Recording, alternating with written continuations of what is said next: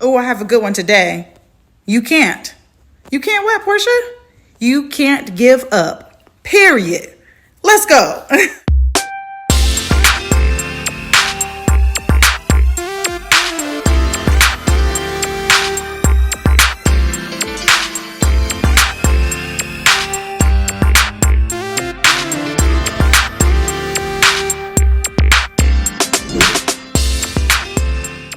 Representatives Justin Pearson and Justin Jones reclaimed their legislative seats after they were expelled by a GOP-controlled House for a gun control protest on the House floor.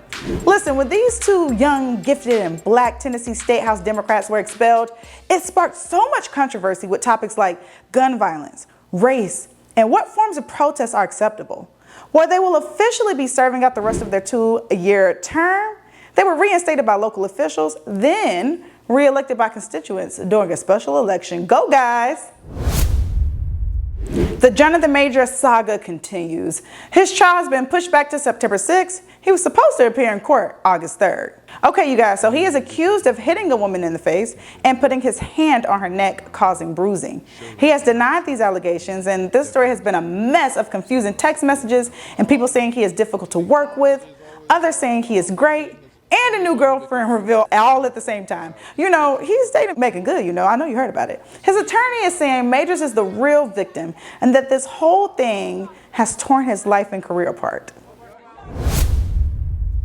All right, y'all, so some well-known film festivals are announcing their latest honorees. And guess who's on the list? Just guess.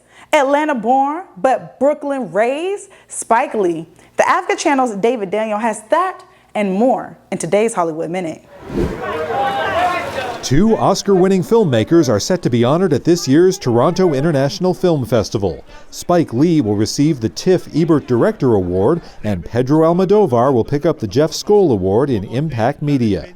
The honors are scheduled to take place at the 5th Annual TIFF Tribute Awards on September 10th. You want to be present and, really engaged with... Diane Kruger is getting her own honor, the GoldenEye Lifetime Achievement Award from the Zurich Film Festival. The actress has balanced smaller films with such big-budget movies as National Treasure and Inglourious Bastards. She'll accept her award October 2nd and present her latest film, the French drama Visions. I've raced this track 1,000 times in the game. Let me drive it my way. That was actually pretty great. Gran Turismo is shifting gears. The racing movie based on a true story is taking the track 2 weeks later than expected. Instead of August 11th, Gran Turismo will now open in wide release August 25th. Waving the green flag in Hollywood, I'm David Daniel. Now, this next story is bizarre, Karenish, and potentially racist. So crazy, I had to speak with the Africa Channel's Christopher Wiggins to break it all down. Check it out. Okay, y'all, so this story is completely and utterly insane, racist, you name it. So I have the Advocate's Christopher Wiggins here to break this story down. Chris, tell me what's going on. It's good that we're sitting down for this because this is one of those stories where you have to be seated. So there is this woman named Ursilia Campbell in Colorado in the Denver area who found it important the other day to paint her face. She's a white woman, to paint her face in blackface. And she then went to Target and started berating customers, talking about where's the pride section, spouting right-wing talking points and trying to, make it seem as though there was a good reason for her to be parading around like this. And then when she got called out, she was challenged by some people who were not at all impressed by the way she was running around. And so she, left and caused a ruckus in the parking lot. And then she went to Starbucks and filmed herself there on Facebook Live, trying to justify her blackface some more. So it was quite crazy.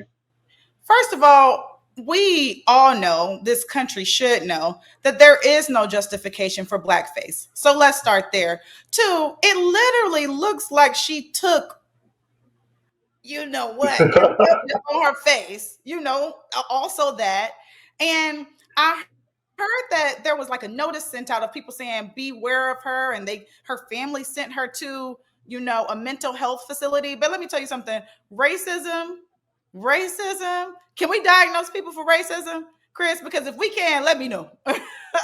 Because You know, that's what that's one of those things, people online were saying, oh, well, maybe she was having a mental health episode. But honestly, like, just like Ambien doesn't make you racist, nor do mental health crises make you racist. I think that there are people that suffer from mental health issues that do not default to running around in blackface. And you're right, she had been banned by the Postal Service from being on the property. They had posted a sign. I got confirmation from the postal inspector's office that that was in fact true. And later in the evening, the Aurora police made contact with her and took her into protective custody. So it's clear that there was something going on.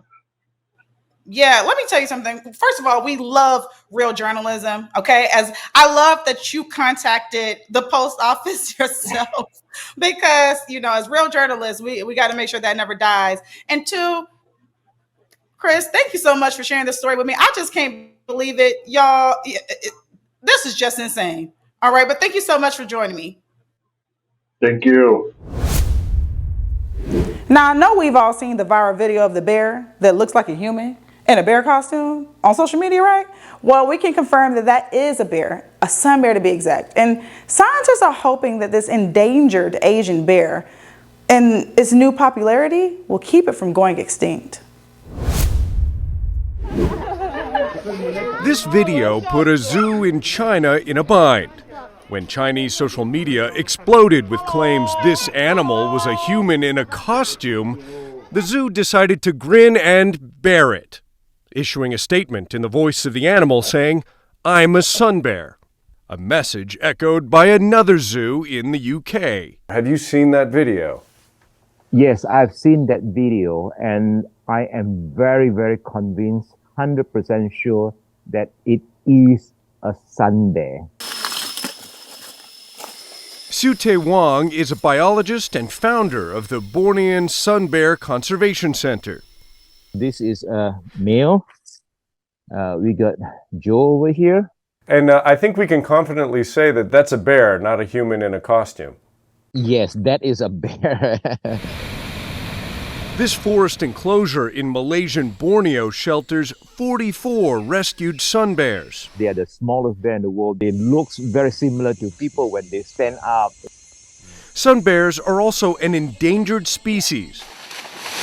Their tropical forest habitat across Southeast Asia is shrinking.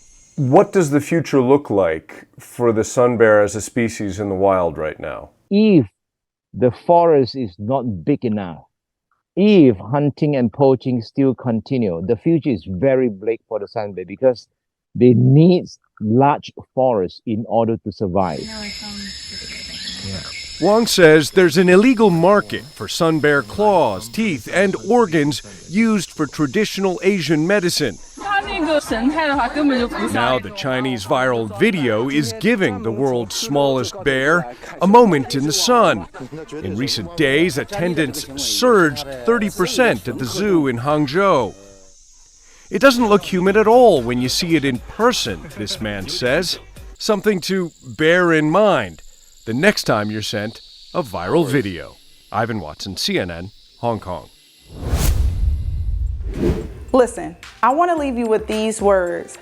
Things don't happen to me, they happen for me. All right? See you all later. I'm not turning my hands around. My nails still aren't done.